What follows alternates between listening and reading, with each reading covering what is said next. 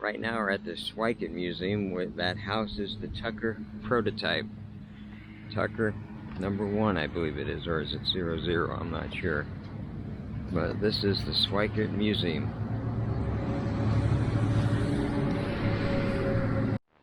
Okay, yeah. That was hand carved by a retired Huntingdon East Broad Top Railroad employee. There was a fireman on that train. After he retired, he hand carved the train. The track is hand carved. Oh my God. Can you imagine that? No, I can't imagine doing all that. I can't imagine having that much talent. This is talent. This credenza is 150 years old. It was all hand carved. Jeez. It's so detailed. The feet have toenails. Oh, they do? Yeah. There's a side table back here that matches it, and there's a great big mirror back there in the wall that used to go over top of it. Oh, wow. But just the intricacy of these carvings is incredible. This museum's incredible. Those are Jim Beam whiskey decanters. All of these? Uh-huh. Wow.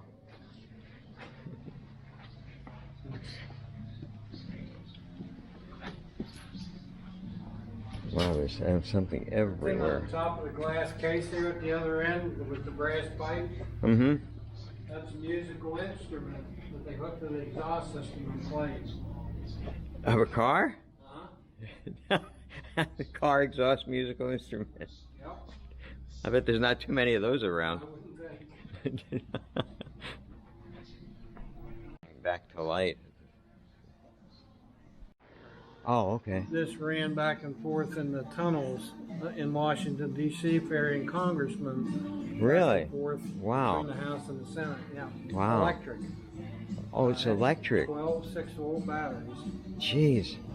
Chain driven off an electric motor. And you It's couldn't a- turn it around in the tunnel, so there's two driver's seats. The driver's seat facing each direction. That's awesome. Look at that. So they just switch seats when they wanted to go the other way. Oh, I see that. That's pretty clever. Yeah. That's kind of like what they do with subway trains. I'm sorry? That's about the same thing they do with subway trains. Yeah, Yeah. exactly. Yep. That Buick there, that green Buick, Uh-huh. Mr. Swigart actually saved that from the scrapyard. It was owned by a Buick dealer in Altoona, Pennsylvania. It was sent to the scrapyard. Mr. Swigart found out about it. He went up and saved it. And I guess when he got it, there were like 2 inches of dirt on it, and the roof had collapsed down on the seats.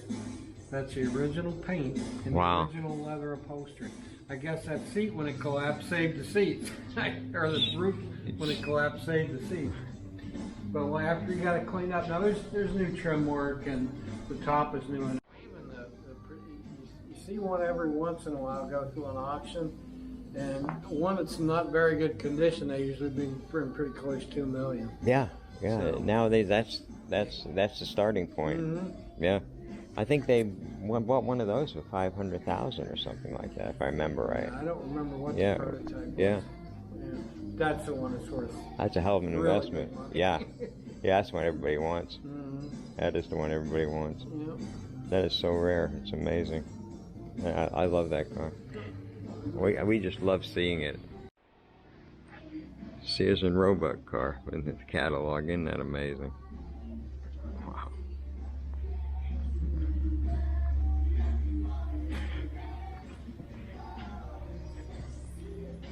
U.S. Post Office delivery bike.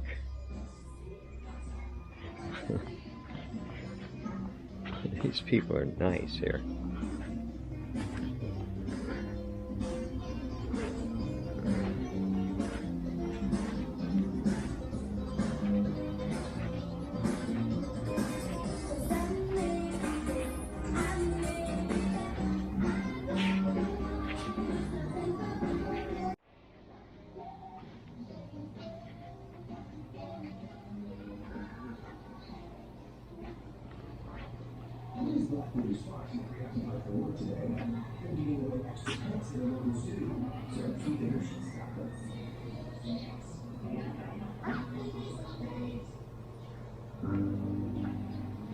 1920 Carol. Look at that, it's got lights on the back. It looks like turn signals.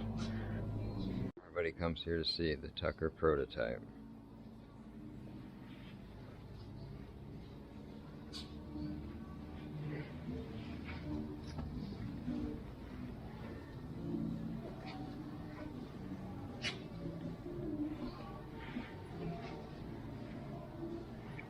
This is Tucker 1013.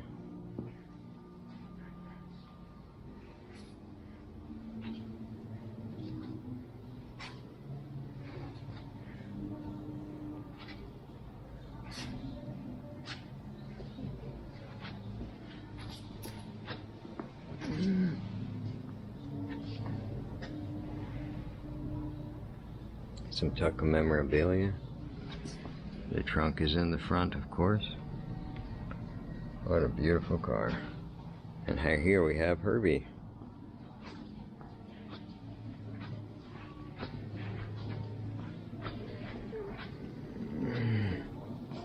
Herbie the Love Bug, 1960, two-door sedan.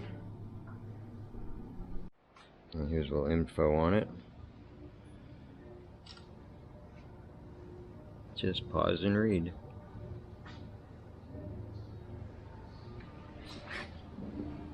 And right here, another Herbie. Herbie from Disney's Herbie on Ice.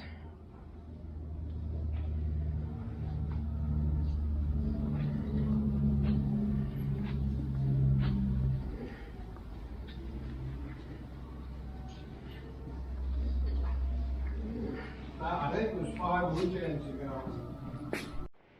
Tucker stories and Tucker albums. To his grandson? To his grandson, Sean, yeah. Well, he'd be proud that you do that. Yeah. He must not have said anything stupid because it didn't correct me.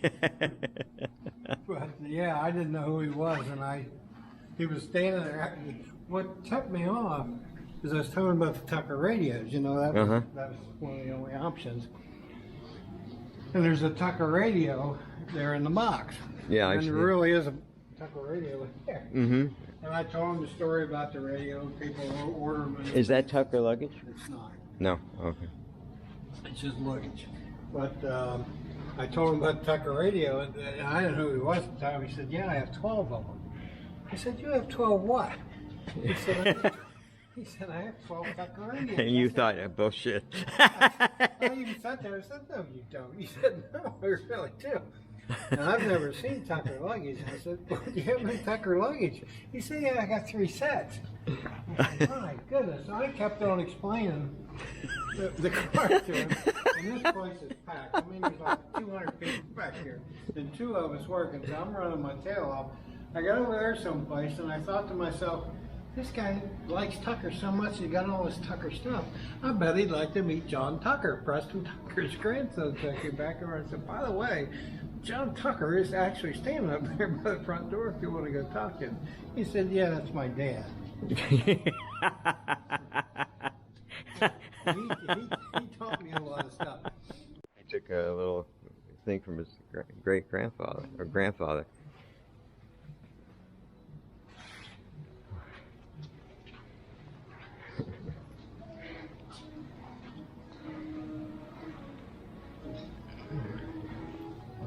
Amazing.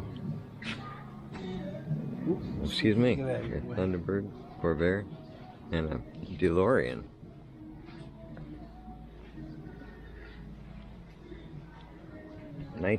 '81 DeLorean.